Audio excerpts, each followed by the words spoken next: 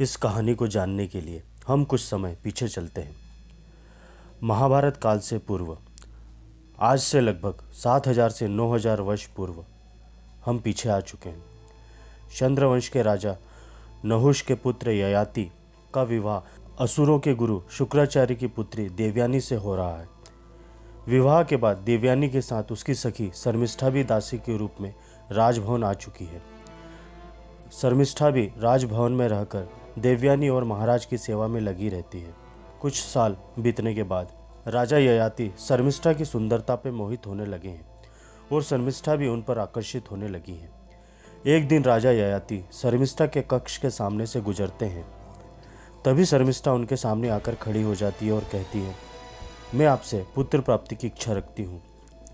इस बात के लिए वह पहले ही दैत्य गुरु शुक्राचार्य को वचन दे चुके थे कि वह देवयानी के अलावा किसी भी परनारी पर नजर नहीं डालेंगे, पर फिर भी शर्मिष्ठा के प्रस्ताव को उन्होंने स्वीकार कर लिया और उनसे समागम करके लगभग 3 वर्षों में 3 पुत्र प्राप्त कर चुके हैं। किसी तरह से यह बात देवयानी को पता चल जाती है और अपने पिता दैत्य गुरु शुक्राचार्य को यह बात बता देती है। राजा ययाति द्वारा अपनी प्रतिज्ञा तोड़ने पर दैत्य गुरु शुक्राचार्य उन्हें शुक्रहीन बूढ़े होने का श्राप दे डालते हैं। अब महाराज की सारी शक्तियां क्षीण हो चुकी हैं। देवयानी से 2 पुत्र और शर्मिष्ठा से 3 पुत्र होने के बाद भी राजा ययाति की वासना जो की त्यों बनी हुई है। अपने यौवन के छिन जाने से राजा ययाति बड़े ही पीड़ा और काम पिपासा के दौर से गुजर रहे हैं। वासना ने उनके मन पर इस तरह डेरा जमा रखा है कि राजकाज के कार्य भी उन्हें समझ नहीं आ रहे हैं। लेकिन श्राप के कारण वृद्ध बने ययाति मन ही मन अपनी मौत का मातम मना रहे हैं। तभी मृत्यु ने एक दिन उनके द्वार पर दस्तक दी। आंखें खुली तो देखा यमराज सामने खड़े और बोल रहे हैं, ययाति तुम्हारी आयु पूर्ण हो चुकी है, परलोक गमन की तैयारी करो। यह सुनकर ययाति के होश उड़ गए और यमराज से जीवन की भीख मांगने लगा और बोला, हे यम, आप जानते हैं कि मेरी श्राप के कारण यह दशा हुई है। कृपया कर मुझे जीवन दान दे, मेरी सारी इच्छाएं अभी अधूरी हैं। आखिर ययाति की वासना याचना बनकर निकल गई। यम बोले, ऐसा नहीं हो सकता ययाति, हर मनुष्य के जीवन में एक निश्चित समय होता है। उस आयु को भोगने के बाद सबको विदा लेना ही पड़ता है, यही नियम है। फिर भी ययाति गिड़गिड़ाकर बोला, हे प्रभु, सारे पृथ्वीवासियों की मृत्यु आप ही के अधीन है। आप काल के भी महाकाल कहे जाते हैं। यदि आप कृपया करें तो यह संभव है। राजा ययाति की बहुत याचना पर यमराज मान गए। यमराज ययाति के सामने एक प्रस्ताव रखते हैं और कहते हैं, हे राजन, एक उपाय है।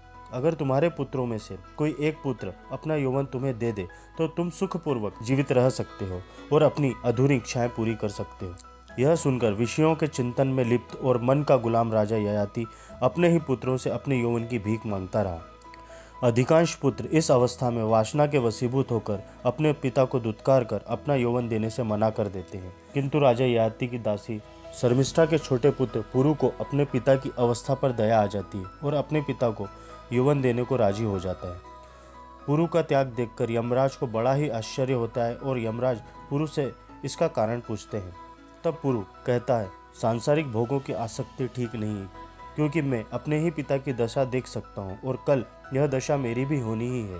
पुरु की दूरदर्शिता देख यमराज उसको जीवन मुक्ति का आशीर्वाद देते हैं और ययाति को 100 वर्ष की आयु प्रदान करते हैं।